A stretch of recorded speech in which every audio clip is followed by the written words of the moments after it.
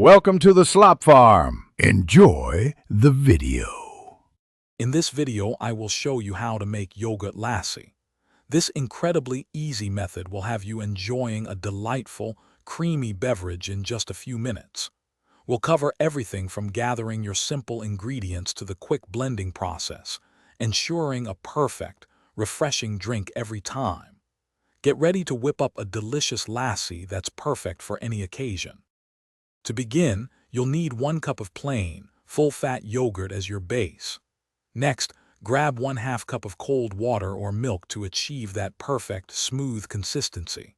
For sweetness, add about 2 tablespoons of sugar, or adjust to your liking with honey or maple syrup. Finally, a small pinch of cardamom powder will elevate the flavor beautifully.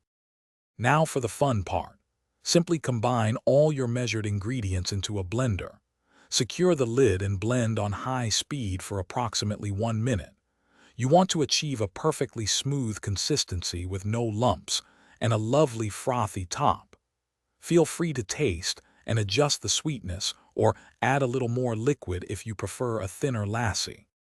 Once blended to perfection, pour your delicious, frothy lassi into individual serving glasses.